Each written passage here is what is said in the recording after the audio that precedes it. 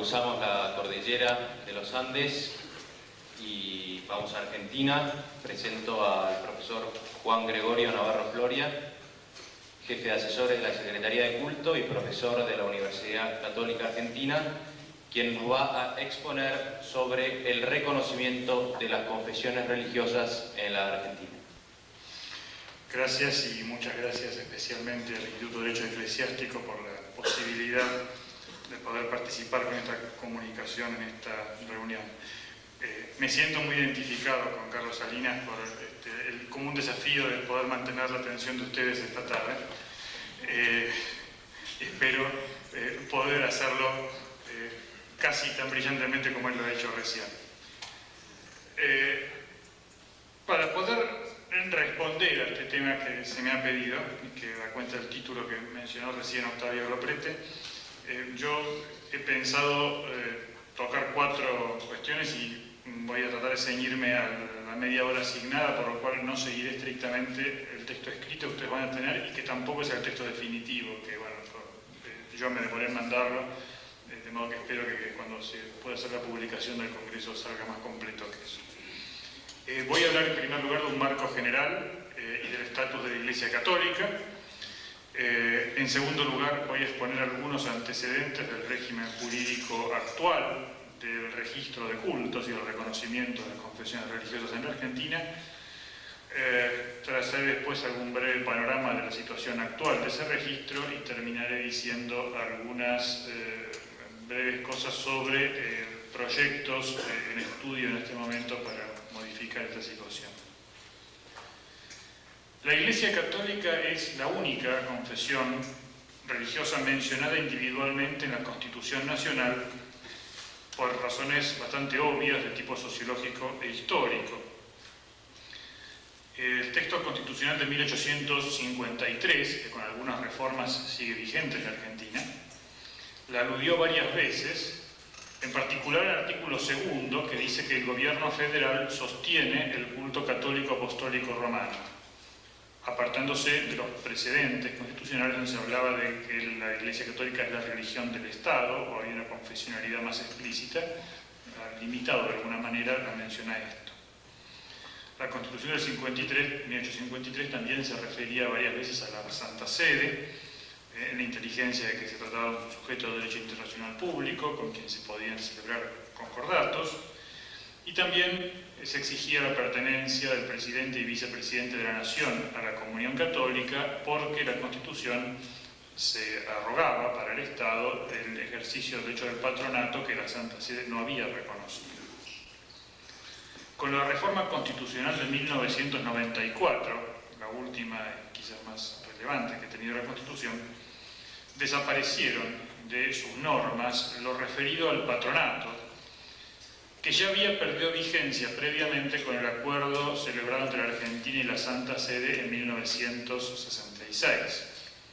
Pero subsiste el artículo 2 que mencioné antes, y subsiste la posibilidad de firmar concordatos que se le atribuye al presidente y su ratificación legislativa, con la particularidad de que además se menciona expresamente actualmente el artículo 75 que los concordatos tienen jerarquía superior a las leyes.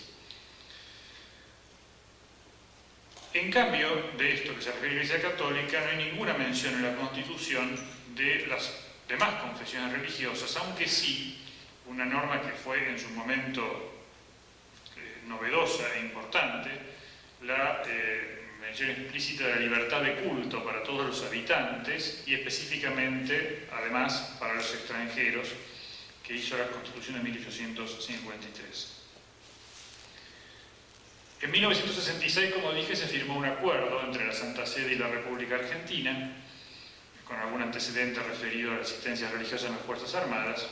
que reafirma, de algún modo, el lugar singular que la Iglesia Católica ocupa. Este acuerdo se refiere particularmente a los temas de creación de diócesis, provisión de diócesis, nombramiento de obispos, la libre comunicación de la Santa Sede con la Iglesia en la Argentina, la admisión de personal religioso y de congregaciones religiosas extranjeras, y algún otro tema menor.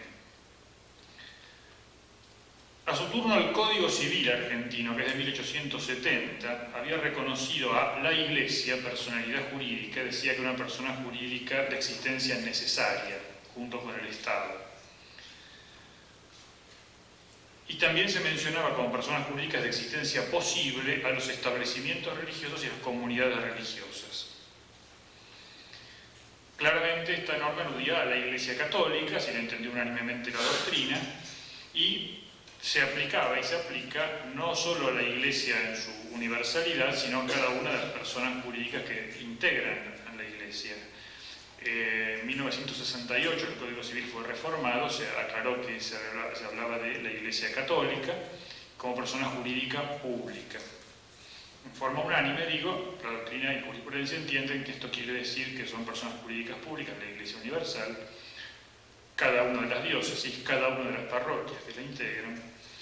y también otras personas, de lo cual da cuenta la práctica administrativa y judicial. Así, por ejemplo, ha sido reconocida como persona jurídica pública la Conferencia Episcopal Argentina o la Región Argentina de Opus Dei y algunas otras personas.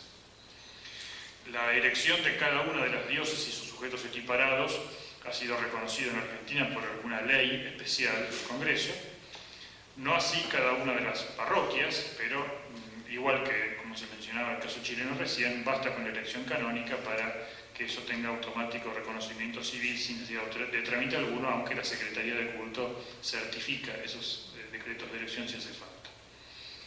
Un caso especial es los institutos de vida consagrada, porque la Constitución de 1853 había incluido una norma por la cual para el ingreso de nuevas órdenes religiosas en la Argentina se requería una ley especial del Congreso,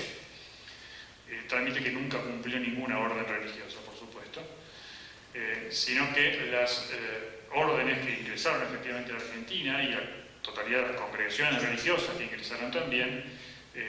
se establecieron y se constituyeron como sujetos de derecho privado, como asociaciones civiles que ocultaban de alguna manera su verdadera naturaleza. Esta restricción constitucional quedó sin efecto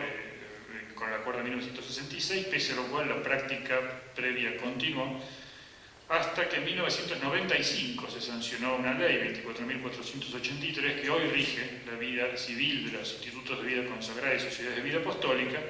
y que, en síntesis, lo que dice es que estos institutos gozan de pleno reconocimiento civil por el solo hecho de comunicar su existencia al Estado, registrarse en un Estado, con su personalidad jurídica y su estructura propia del derecho canónico, sin necesidad de tener otro tipo de estatutos, de autoridades, ni de nada distinto como ocurría hasta el presente. Este es un régimen que está funcionando muy bien, hasta este momento hay algo más de 400 institutos que se han registrado, que están funcionando bajo esta forma sin ningún inconveniente. El hecho de que una persona jurídica sea persona jurídica pública o privada no tiene tampoco mayores diferencias en el régimen argentino. En algún caso sí lo ha tenido, por ejemplo, la Iglesia Católica ha podido acceder a licencias de radiodifusión, de radio y televisión, por ser una persona jurídica pública, cosa que tienen vedada las personas jurídicas privadas al principio, salvo que actúen a través de una sociedad anónima que constituyen el efecto. Pero son temas muy puntuales. ¿Qué pasa con las otras confesiones religiosas? Fuera del reconocimiento muy amplio de la libertad de culto que hacía la Constitución, no había en ella ninguna otra mención a estas iglesias o confesiones, y tampoco en el Código Civil. El Código Civil, en un artículo apenas mencionó las iglesias disidentes, diciendo que sus bienes se rigen por la norma del derecho común, y había alguna norma también referida a una incapacidad sucesoria de los ministros protestantes, equiparados al sacerdote católico, y algunas normas también referidas al matrimonio celebrado ante los ministros protestantes, los pastores protestantes, porque en tiempo del Código Civil el matrimonio civil religioso tenía efectos civiles, cosa que en poco tiempo se perdió. Pero no había en el Código, y no hay, ninguna norma especial sobre la personalidad jurídica de estas iglesias o comunidades distintas de la Iglesia Católica que para existir como tales debieron y deben estar presentes, constituirse como personas jurídicas civiles, de hecho privado, como asociaciones civiles. A pesar de esto, desde hace bastante tiempo el Estado tuvo en la Argentina la pretensión de alguna manera, ejercer cierto control sobre los grupos religiosos, con algunos antecedentes antiguos que yo refiero en el texto escrito, donde se atendía básicamente al registro de los ministros religiosos, sobre todo en el siglo XIX, en tiempos que el registro civil estaba confiado a los ministros religiosos, entonces interesaba al Estado poder tener un control de estos ministros, porque ellos eran quienes celebraban matrimonios, quienes registraban el nacimiento de las personas a través del bautismo y las defunciones. Una vez que estas funciones fueron asumidas por el Estado, con la ley de matrimonio civil, con la organización del registro civil, perdió el Estado de interés, por algún tiempo por lo menos, en estas cuestiones. Pero con la presencia creciente de grupos religiosos distintos de la Iglesia Católica, a mediados del siglo XX, comenzó nuevamente un interés del Estado a tener algún tipo de control o de vigilancia sobre estos grupos, y es así que en el año 1946 se creó por primera vez un registro de cultos, donde debían obligatoriamente registrarse, anotarse todos los cultos distintos de la religión sostenida por el Estado, con una serie de consideraciones al respecto. Este registro fue muy resistido, levantó muchas críticas, muchas polémicas, de modo que el decreto que lo establecía fue derogado por el presidente Perón, pero él mismo a los 2 años volvió a establecerlo y creó lo que se llama el fichero de cultos. Fichero de cultos que estuvo vigente durante más de 30 años. Este fichero de cultos era obligatorio para todas las organizaciones religiosas, así decía, no católicas, que si no se inscribían allí estaban inhabilitadas para realizar gestiones entre las autoridades. El registro de este fichero era obligatorio para todos los que se constituían a partir de la existencia del fichero y también para los que existían desde antes. Este fichero subsistió, como digo, durante más de 30 años. En 1959 hubo una modificación menor en su reglamentación, pero que no varió sustancialmente.